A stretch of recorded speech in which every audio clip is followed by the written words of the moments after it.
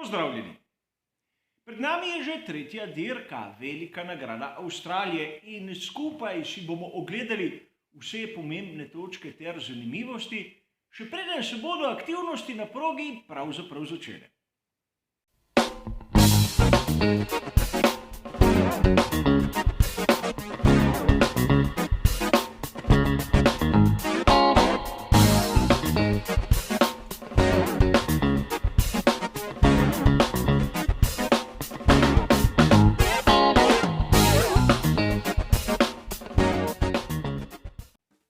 Tudi tokrat bo uvodni prispevek razdeljen na 3 dele. V prvem se bomo malce zazrli v preteklost, v drugem si bomo ogledali lastnosti same proge in v zadnjem delu bomo našo pozornost usmerili k vremenski napovedi. In verjetno marsikateri navdušenec je pravzaprav z veseljem čakal ta trenutek, da se bo velika nagrada Avstralije vrnila v svetovno prvenstvo Formule 1.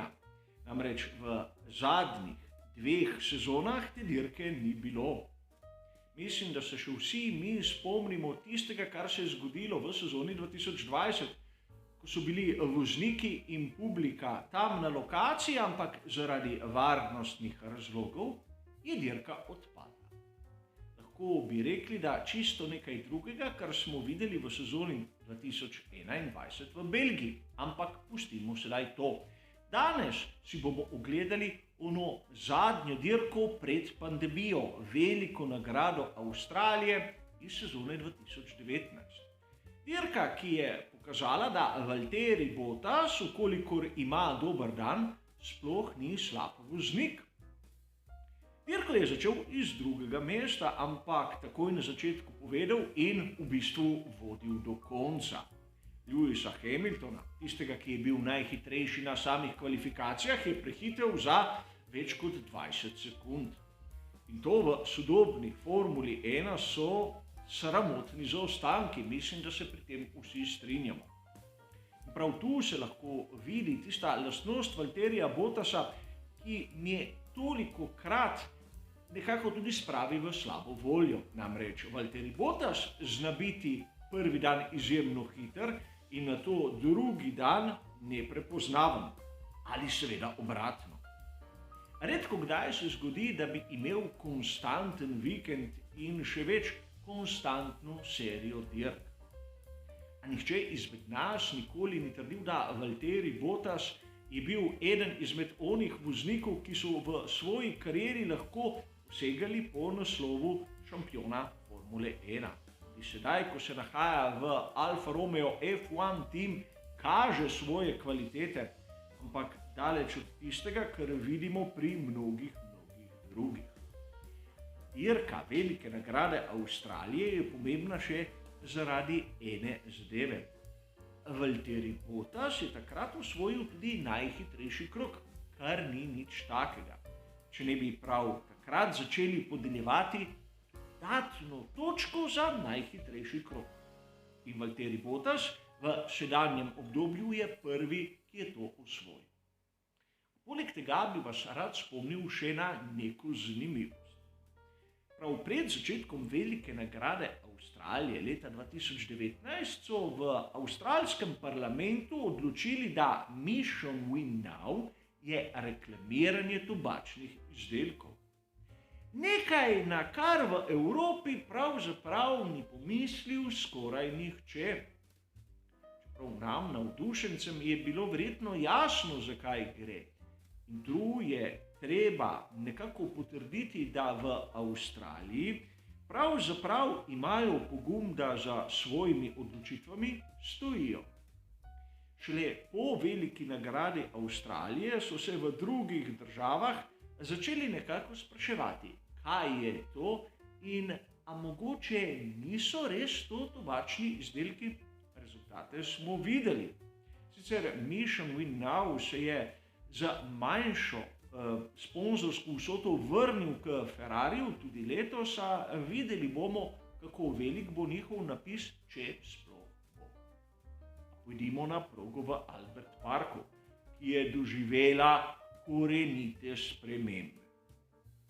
kolikor si ogledamo znano tabelo Pirellija, bomo videli, da same lastnosti proge so čisto nekaj drugega od tistega, kar smo videli v sezoni 2019 in seveda pred tem. Če pogledamo vrednosti, bomo takoj ugotovili, da prevladuje število 3, torej ona srednja vrednost. Seveda, ukolikor pogledamo abrazivnost asfalta in sam oprijem, vidimo, da je tu vrednost 2. Kar se tiče pa evolucije samega asfalta, vidimo vrednost 4, ampak priznam vam, ta nova vrednost letos se še ni premaknila iz 4.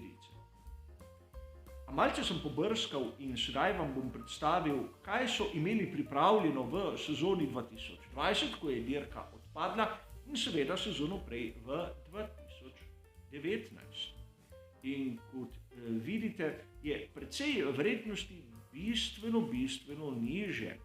Čeprav tisti aerodinamični oprijem ali downforce vidimo, da ima vrednost v preteklosti 4, sedaj pa 3. Zanimivo si bo to zapomniti predvsem v naslednjem prispevku, ko se bomo pogovarjali o tehničnih novostih. A ni še dovolj. Namreč tu vidimo izjemno zanimiv izbor pnevmatik. O tem smo že govorili pred nekaj tedni, ko je prišel podatek na dan. Namreč imamo preskok. Pirelli bo pripeljal pnevmatike C2, C3 in C5. C4 so preskočili. Kar po svoje nam nekako da vedeti, da težko, da bomo videli C5 na sami dirki, ampak to so špekulacije, še preden sem videl kogakoli na sami progi. Če se ozremo za trenutek še na tlak v samih pnevmatikah, bomo ugotovili naslednje. Na prednjem paru koles je minimalni tlak določen na 24,5 funtov na kvadratni palec. V zadnjem paru pa 21,5 funtov zopet na kvadratni palec. Kar po svoje nam pravi, da so tu tlaki postavljeni malce višji od tistega, kar smo bili navajeni, ampak nova tipologija pnevmatik. Pogledal sem malce po arhivih in izbrskal tisti predpisani minimalni tlak za odpadlo dirko v sezoni 2020. Namreč, to je zadnji uradni podatek, ki je na razpolago. In vidimo lahko, da takrat so predpisali pri Pirelliju tlak na prednjem paru koles 22,5 funtov na kvadratni palec, v zadnjem paru pa 20,5 funtov na kvadratni palec.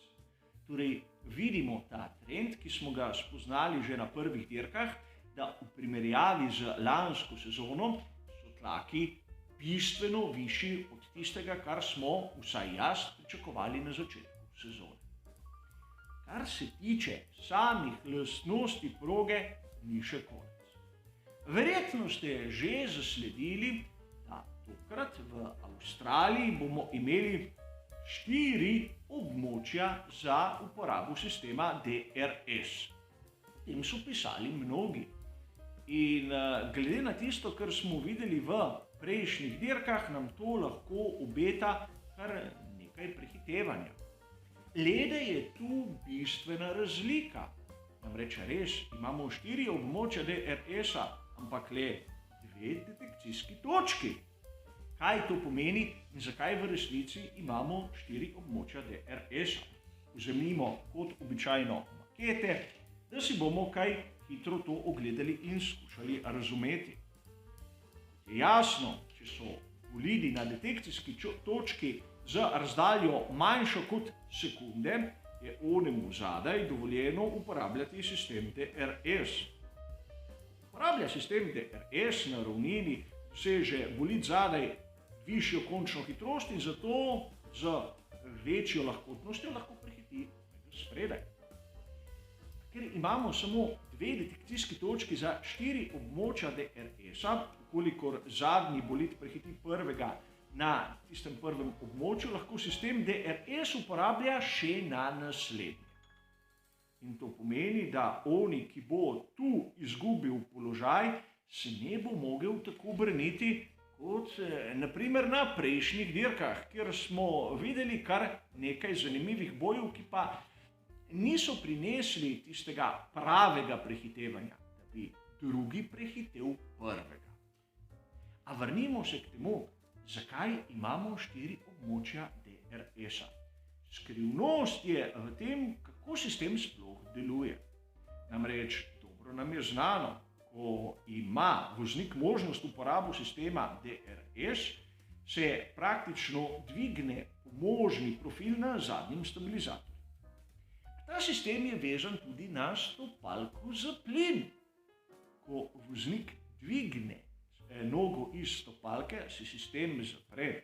In če pogledamo malce skico, bomo videli, da med posameznima območjema je šikana, ker bodo vsi vozniki stopili iz plina.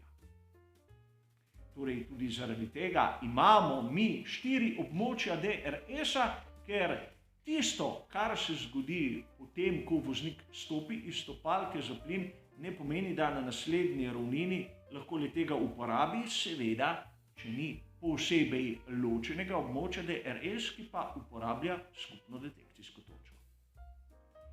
Pojdimo še k zadnjem delu, kjer bo zopet marsikdo izmed vas presenečen. Namreč v mnogih virih ste lahko zasledili, da z dirko velike nagrade Avstralije lahko pričakujemo dež in mnogi navdušenci imajo radi deževne dirke. A najprej bi rad poudaril nekaj. Namreč, ukolikor v vremenske napovedi preberemo, da obstaja 50% možnost padavin, lahko pomeni le, da verjetnost suhe ali mokre dirke je v bistvu enaka. Ne vemo, ali bo deževalo ali ne. Ukolikor je ta odstotek manjši, naprimer 40%, no ja, vsak razume, kolikšna je verjetnost, da bo v resnici deževalo. In poleg tega bi rad povedal še nekaj. Sam najraje povzamem podatke o vremenu tik preden snemam ta uvodni prispevek. Namreč v ponedeljek je lahko napoved čisto nekaj drugega kot tista, ki jo mi navdušenci imamo na razpolago v četrtek. Poglejmo si, kaj pravijo moji osebni viri okrog tega, kakšno vreme nas čaka v Albert Parku. V petek bo delno oblačno. Kolikor pogledamo temperature, se bodo te gibale med 15 in 23 stopinj Celzija. Podobna situacija v soboto. Temperature se bodo začele dvigovati tam okrog 25 stopinj maksimalno. In seveda do tu se vremenske napovedi nekako skladajo.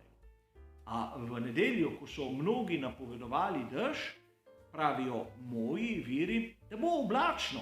Temperatura bo narasla, nekje med 18 in 26 stopinjami Celzija bo in toliko obljubljen dež bo prišel na plano šele v ponedeljek.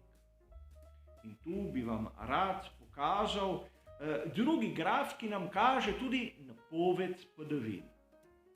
Vidimo, ja, da pred vikendom so možne manjše plohe, ampak ne v času aktivnosti na sami progi, kar nam daje nekako slutiti, kolikor vremenske napovedi držijo, da bo tokratna velika nagrada Avstralije potekala brez uporabe tako pnevmatik za vlažno, kot onih za mokro progo.